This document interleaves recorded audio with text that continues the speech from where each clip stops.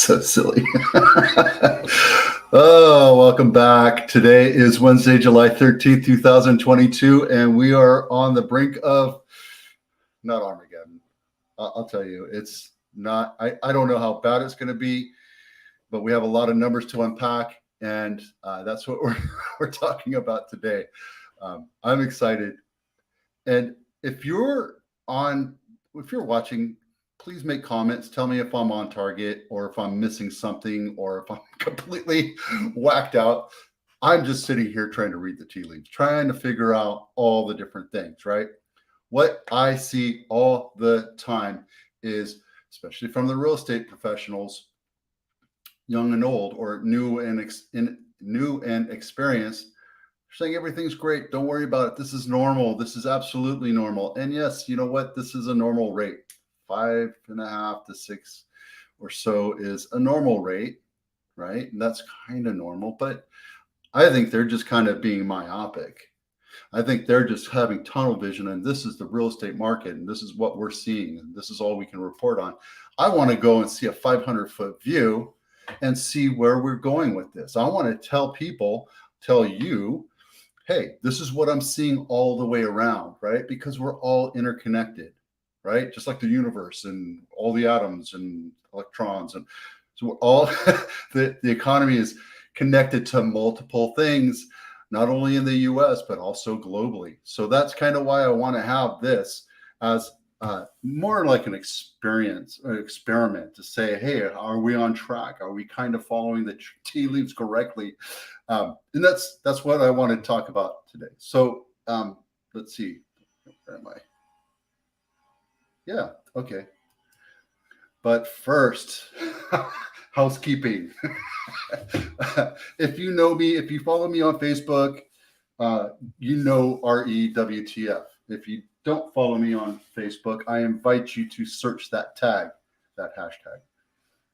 Right? It's fun to watch, fun to enjoy. People take some ideas. People actually send me some photos of this, and it's just some fun stuff to have. And I ask that you share it if you do follow. Anyway, I've been saying this for the last couple of weeks, and I know that every county in the United States, for the most part, is doing something proactively like this. If you're a homeowner and you live in Santa Clara County, you have received a card like this. If you're a landlord and you live in South Dakota, but you own a house in Santa Clara County, you have read a card like this. And basically all it's saying is, if you have recently bought a house at, say, $1.5 million and you lost value on it, no, you haven't yet, but you've lost value on it, you think your assessment should be lowered, you have the right to ask for that. Boink, there you go. If you want that, jump in and then give me a call or text me and say, hey, I think I've lost value. I want my house, my tax records reassessed. I want lower property tax. And we're going to get into property tax as well. All right. Today's Wednesday at noon. We also do Monday at 9 a.m. Talk about rates and what that means and trying to be conservative.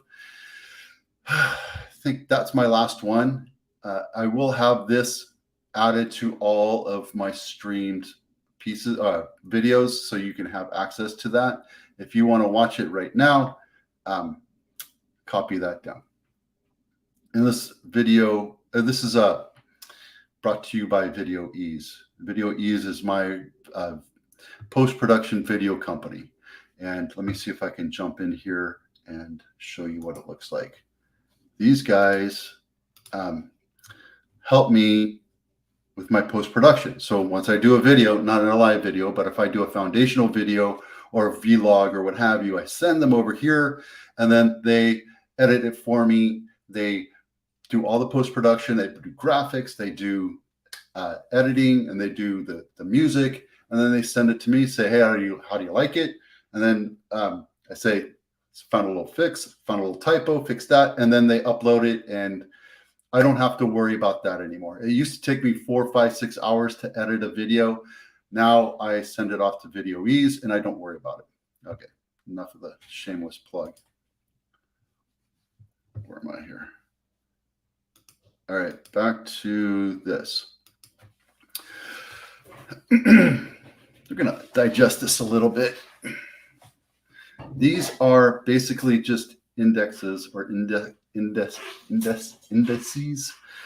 that talk about values and how values have increased and decreased over the last 22 years. And good times, bad times, you see what is going on, right? And we're kind of at a precipice right here. I don't know if you can see my thing, no, we don't want to go there yet.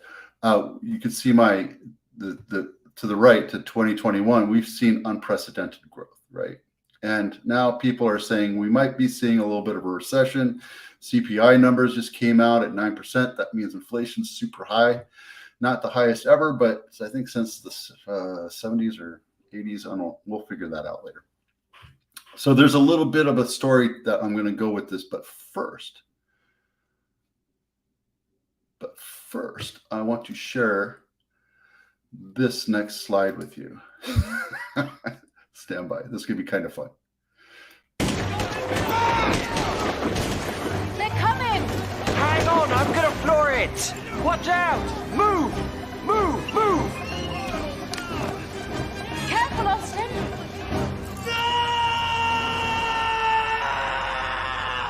Watch out! Watch out! Watch out!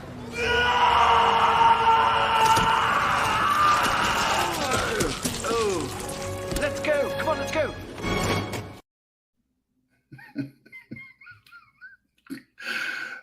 Yeah, that was dumb, but it was funny because it's kind of it's a combination of smack on the head to the media, to the mass media, not necessarily social media, but mass media. They like to talk about all this stuff, and I kind of did it today on my thumbnail. You know, I don't want you to sit there and freak out about what's going on in the media. I want you to do your own research, right? And hopefully the information that I send you or give you today, I'm going to allow you to, I'm going to, hey, Kevin, hey, Hector, I'm going to tell you that this is a good time to buy for certain people, right? And we'll go into this, right? So let me explain what this chart is and how I look at it and how I interpret it. Over the last 3 years, people were used to putting money, extra tons of money, $100,000, $300,000, $500,000 over on a list price of a house, especially here in Santa Clara County, which I think is highway robbery. I think it's silly. I think it's dumb, but I know how to do that and manipulate offers and negotiate for my sellers, right? When I worked with buyers, I tended to work a little bit harder with them to find the houses that were sitting on market a little bit longer. You know, they had some issues. And yeah, we did go up and above overpriced, but I never hit any records with my buyers. I did with my sellers on price per square foot on multiple occasions. Santa Teresa, last year I sold on Purple Veil and I got the highest price ever in Santa Teresa, you know, different things like that. But at the point is, when there's more competition, I know how to work with that. When there's less competition, it's kind of a crazy time right now. And what I'm telling my buyers and sellers is, if it's absolutely necessary for you to move right now, then now let's talk about why it's a good time. If you're like wanting to move, or you're like, I think I want to move to another house or maybe a bigger house because, you know, just because of my ego or whatever, maybe now is not a good time because you're going to have a hard time letting go. And I'll explain to you how the mindset's going to help you out a little bit. But less competition right now, right over here, you're going to have less competition. Let me see if I can get rid of this silly logo there. Right here, you're going to have less competition. You have less buyers in the market. And I'm going to show you that really quick afterwards. But see how when the market goes down, there's less competition. And as the market goes further down, more competition is added, more competition is added, more competition is added. And at the trough, there's going to be less competition, right? At the peak and at the trough, you're going to see less competition. Everybody else comes in when it becomes a normal thing for rising or normal things for coming down. This is a great time to buy or sell if that's, or buy, sell and buy it at the same time, if you've struggled with certain things, which is what we're getting into next. This right here. Let me get rid of my head. Here's two different scenarios, and this is what I've been working on with one of my clients right now. Right, they're very they're not Silicon Valley high power players, but they're very well to do. They are hard workers, and they're very well situated in their careers and an upward trajectory, right? But they can't afford to go and spend $500,000 over list price, and they've had some issues with making the numbers work, and they absolutely have to sell their house in order to buy another house, right? So for them, the one negative that I didn't put in here is higher interest rates, because that's what we're dealing with right now. But if they were to sell in a hot market, yeah, they would have gotten a huge payday, right? But then they would have had a higher selling price. And at that time, we were looking at like 800. We probably would have got 900, maybe 950. But then they would have had to pay more in selling costs, right? And because the market's hot and the market's going crazy, when you go to buy a house, the larger house, you're expected to spend that extra money on the other house.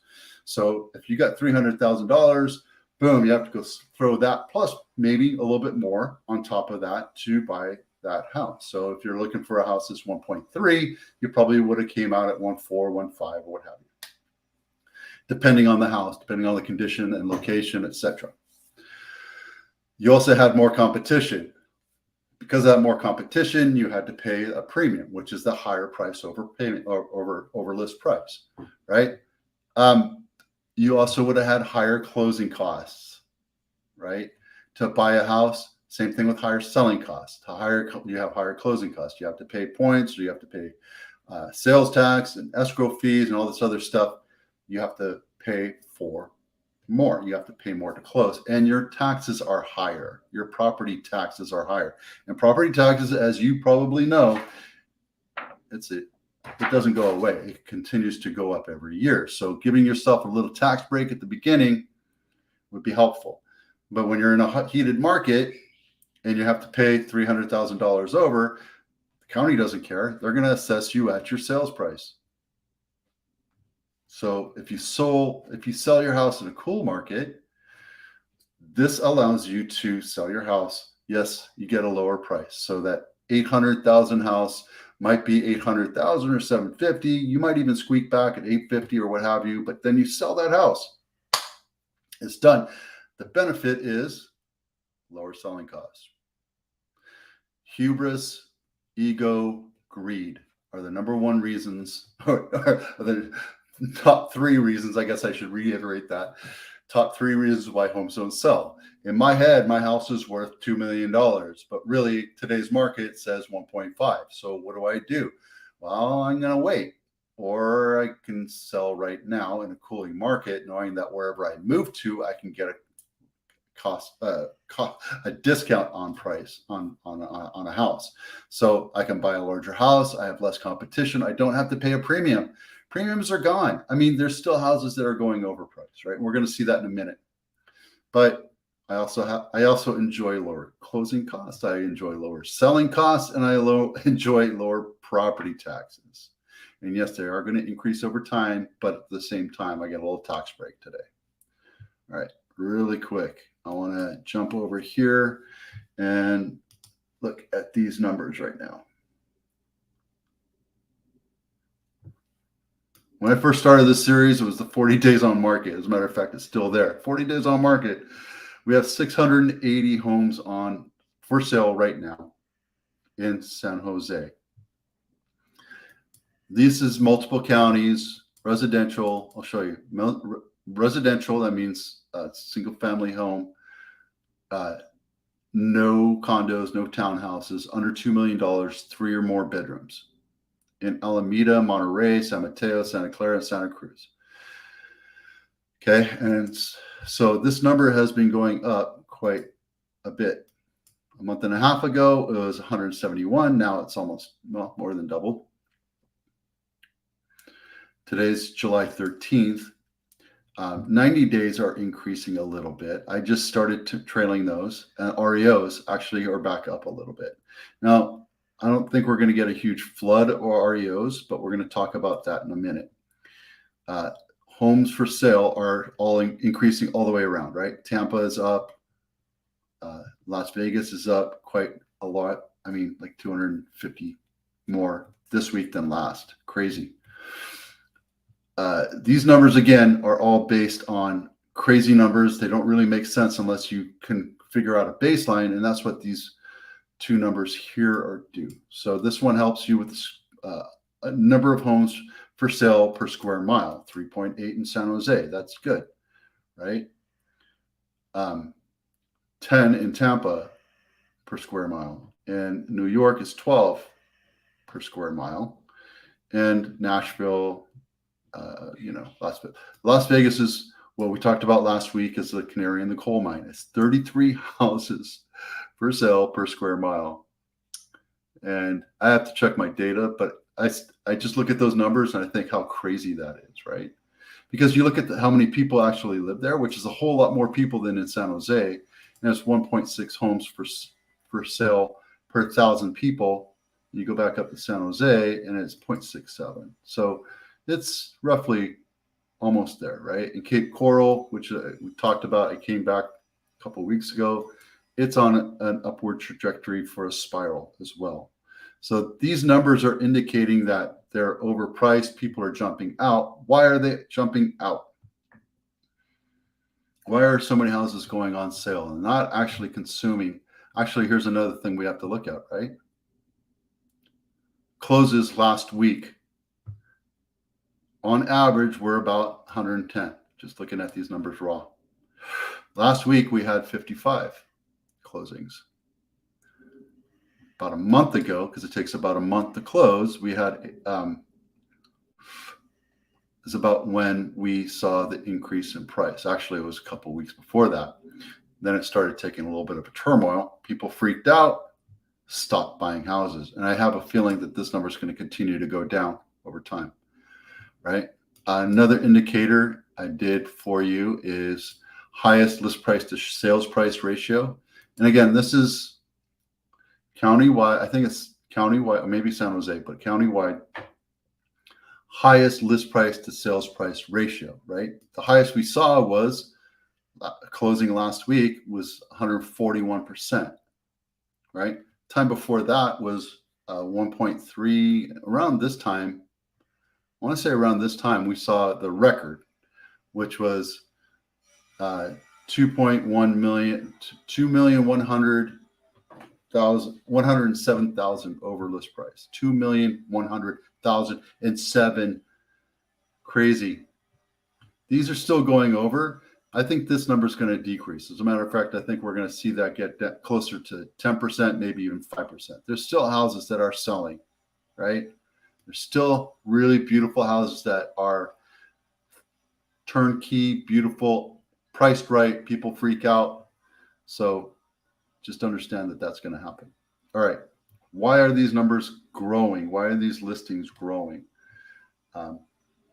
List price decreases. We're still at 30% roughly, right? That number is kind of going up and down. We're also seeing houses going off market too, because if you don't need to sell it, maybe now is not the right time to sell it. So we're telling people, hey, look, if your hubris, if your ego says I need to get $2 million for it, and right now it's only worth 1.5, let's take it off the market until we can prove that it's worth $2 million. Let's go rent it. Let's go do something with it. Let's go figure something out that'll make sense, right? That's called reading the tea leaves. Okay, that's what we're going to talk about now, right? Now,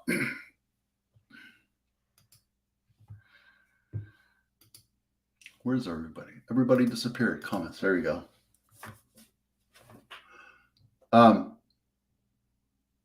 Remember I told you in the beginning that everything is connected. Everything is connected, right? Like the atoms in the universe and all that blah, blah, blah. Well, everything is going to take a hit from us somehow, some way, right? Obviously, oh crap. Let me get over here. This one right here. Is that right? No, yeah. Homes falling through at the highest pace since the pandemic began. Let me get to that real quick. Right? It's not a torrential downpour. It's small percents, but it's still something that we need to understand and see what's going on in the market, right? So sorry, I'm working with two different monitors. I'm jumping back and forth. 15%. 15% of all contracts written, that's 60,000 home purchases, fell through. Now, before you go, holy crap, we're going to see the world fall apart and the flames in the background are going to burn the economy. It's not. A couple of years ago, we were at 13%. It's normal for us to have a certain push through. As a matter of fact, there's a saying in real estate, it's not, you don't pay us to sell your house, you pay us to close your house, right? Because not every house goes through smooth as silk. Almost every seller you ever talk to says there were some bumps in the road. It's up to the agent to understand that and guide the sellers and the buyers through to make sure that we get to close, right? We're seeing an uptick, and it's absolutely normal. So don't get all freaked out about it, but still something newsworthy, right? Tech stock, we're going to start seeing some more layoffs. I mentioned this weeks ago. We're going to start seeing a whole lot more. ServiceNow just took a big dump on the stock market because their CEO said something about tech companies can't outpace a growing value of the dollar. So that hurt their company, but at the same time, there's a little bit of truth behind that. Airbnb, I believe, is real estate's tipping point. We have a lot of tipping points that are pointing upwards right now, right? The economy is great. Everything's great. CPI is at a almost all-time high. We're seeing subprime car loans. We're seeing other cars in default as well. So subprime, obviously, if you can't afford to buy a car, you shouldn't be buying a car on credit, right? You should buy a little clunker. But we, as a society, make it easy for you to go out there and buy a $50,000, $100,000 car when you really shouldn't afford it. Same thing with toys and all that other stuff, right? Recession is imminent. If you look at that, you look that up on Google, you're going to see all sorts of media calling out saying, hey, something is going on. We're up for a recession. And you know what? I think we're already officially in a recession. I think the Atlanta Fed announced that we're in our second quarter of negative GDP. Haven't seen any graphs about it. So I think we're still trying to prove the point. But if you look at what's going on, we have sky high inflation. CPI is crazy high. Costs $6 to a gallon for gas. Food is doubled. Labor is going crazy, right? Everything's going super, super expensive. We're going through this massive inflation flight. The one thing that we can do, well, there's actually two things that we can do, is slow down consumer confidence by increasing rates, which, by the way, we have something coming up next week saying that the feds are going to testify and possibly increase rates. We think that rates are going to go up 0.75. Some of the people I've been listening to think it's going to go up a whole percent. Because we need to crash this market. We need to slow down this economy. We need to pay for printing up all that money. And yes, it's going to hurt. I have other people, investors, that say it's only going to be 3 to 6 months. I think otherwise, but at the same time, these are just tea leaves that I'm reading, right? I just saw this. A good friend of mine from many years ago, 1987, I went to boot camp with him, sent this out, and said that our railroad's going to be on strike. And I just heard something about trucks, semi-trucks, like 60,000 trucks. And that number's probably not right. 60,000 trucks, semi-trucks in California are no longer allowed to drive right now because certain emission standard or what have you. So supply is going to become an issue as well. all this stuff, guys, right? I don't know how important it is. I don't know how realistic it is, but it's stuff that you need to be aware of. Do your own research. Send me what your thoughts are on this, right? Because I don't know everything. I certainly am just, all I'm doing is finding stuff that helps me with my narrative. And what is my narrative? I think eventually we're going to be okay. That's my narrative. I think in the short term, and I don't know if the short term is 3 months, 6 months, or 3 or 4 years, I think we're going to have a little bit of a downfall. This right here gives me confidence to say that we are going to be okay. We know that our population is growing factorially. It's not just growing like this, but it's growing like this, like an upward curve. We understand that the population is going to continue to increase, which means that we are going to need to have more food, more water, more utilities, more roads, more cars, and more houses. And over the last 2 decades, we stopped building enough houses for our population. That's what that graph right there is saying. We are below the average of our population growth, right? Right there. And we've known this for a while. This is something that we've been saying for the last couple of years, saying that our market is going to do okay because we have more people than houses. It's true. I mean, that it is what it is. I think we're going to be there for a long time. Let me get back into, where am I? There. I want to get back into this real quick. All right. Excuse my protractor from elementary school. I know it's very sophomoric, but I am using this as an example as to why we're headed for a little bit of a turmoil. And it's actually, we need it, guys. We absolutely need this. I hate to laugh about it, but whenever I'm in pain, I seem to laugh. Here's the thing. For the last 100 years, we've been telling people that the natural growth of our real estate market is 8%, plus or minus. That's the green line. It's 8%. See right there. Since 1960, that green line is actually it's just above. It's okay. Call it 8.5. But this is not school. My professor is not going to grade me on this. This is just so you get an idea, an illustration of where we are with this, right? For the longest time, we were saying that 8% increase every year, year on year, that's a natural consumption. That's a natural growth for the housing market.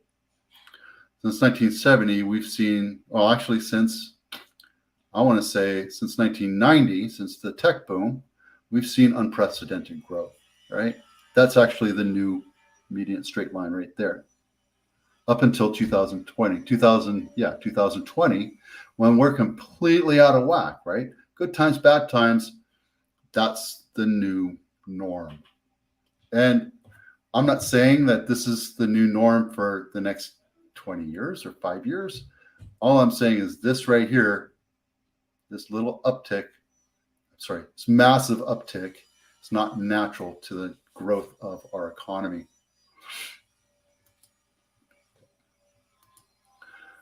And I want to relay this as something's got to give, right?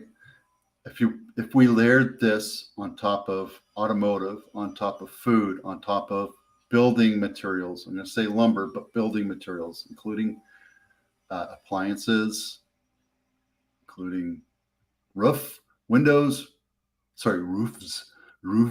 however you Americans say it. Yes, Hector, your house is worth what a buyer is willing to pay for it. But now that we have overabundance of supply right here, when the market is this high, buyers are being cautious. I'm working with a bunch of buyers right now, and they're like, you know what? I can sit and wait. I have a lot of sellers right now saying I can sit and wait. So I have a bunch of buyers saying I'm going to wait, and everybody's waiting. And then guess what's going to happen? Nothing's going to happen. Houses are still selling. People are coming together. They're just not being crazy on terms, right? You can give the price, but get better terms. There's all sorts of ways to get into it. But This right here, that's that 9.1 growth right there. We're talking about roads, we're talking about gas, we're talking about food, we're talking about everything. Again, we go back to not living in a myopic bubble of real estate. We see what's going on everywhere else. Look at the stock market. And this is just the United States. On Monday, we were talking, go back to that link. I'll send you the link down below. That link, we got to talk about the global, right? What's going on with China? China's going through issues right now. New Zealand, Canada, Australia, who suffered the worst lockdowns than California did. They were being treated like internment camps over there. They're going through massive inflation. Their housing market is in massive turmoil. Canada isn't discussing it right now. Actually, you can do some research and find out, but they're suggesting this can be 35% before the end of the year, decrease in their housing market. Prime ministers are being assassinated, but also resigning. Boris Johnson just resigned. There was somebody in like Laos or Cambodia or somebody that just resigned. I think that's going to be another indicator saying that there's zero confidence in the government. That's going to hurt their government, right? Their government. But that's, again, we're all connected globally. So yeah, a buyer might be like, hey, I'm willing to pay for that house, but I'm also willing to wait and see what happens, which is why we go back to these numbers over here. Let me get back over here. And that's why these numbers right here are important, because you see the supply going higher and higher and higher, and that gives the buyer confidence to say, I'm just going to wait it out unless I absolutely have to wait. Buy. If I absolutely have to buy, I'm going to buy, right? If I have to divorce, relocation, death in the family, massive layoff, right? We didn't talk about Airbnb and that being a tipping point. There's a lot of things that are going to have to happen, but there's a lot of reasons why people will move, right? And it doesn't have to do with the economy all the time. So people are still going to do it. You're still going to see houses close. I don't think in this volume of 100 to 110 on a weekly average for closings, right? I'm also going to say that you're probably not going to see 141% over list price for a long time. There might be another erroneous one that pops up in the coming weeks, but at the same time, let me get these numbers bigger for you. At the same time, this is better because you can actually see what I'm talking about. Every area that's seen massive growth. I haven't done Idaho. I don't really care about Idaho. I don't think I'd ever go there. I know I'd never move to LA or Chicago, but I would move to Orange County. I'd move to San Diego for sure. What I'm telling people now is look for destination cities. Destination cities, meaning where is Airbnb massively overinflated? Like, for example, Phoenix. Right? What about Las Vegas? How many Airbnbs are available in Las Vegas right now? If you're in a position to invest, now is the time to start studying different areas. And this is what we're doing right now, right? I have a cohort of people that I'm working with. I have a mentor, and we're trying to figure out where the areas are that we want to buy. And these two right here and a lot of Florida are on my horizon. The numbers that I'm looking at are completely different. Well, these numbers are same, but there's more numbers that I add to it, right? So if you're interested in learning more, always feel free to give me a call. But there it is. And I know the title of this video was Mortgage Lenders Are Going Bust or Bankrupt. It's true. There was FGLI or something, and then Sprout. Both of those are non-QM lenders, which they're not subprime, but they're closer to I would say soft money. not hard money. They're alternative lenders outside of the norm, right? They're not as bad as hard money lenders. Well, I would say bad. Hard money lenders are good and they're there for a reason, but non-QM is there because they don't use every aspect of you qualifying you. Sometimes they'll look at the value of the property. Sometimes they'll look if it's an income property. There's a lot of things that are really great about it. But two lenders, non-QM lenders, just went bankrupt. So those are things that we have to worry about. And that's why I had that on my title. So, hey, if you have any questions, you want me to look at other cities here, let me know. Put them down in the comments. If you have any other comments, if you think I'm full of crap, I'm on the wrong track, or maybe steer me in the right direction, tell me what else you'd like to hear about. Let me know. I'm always open to learning, right? I can't claim that I'm an economist. I'm definitely not a tax guy or a lawyer guy, but I am a real estate guy. So if you want to buy or sell a house, let me know. I'm Vito Scarnecchio with the Abitano Group, powered by Compass. We'll see you out there. Oh, wait, I want to do one more thing for you. Hang on. I'm going to go out with this one. They're coming! Hang on, I'm gonna floor it! Watch out! Move! Move! Move! Careful, Austin!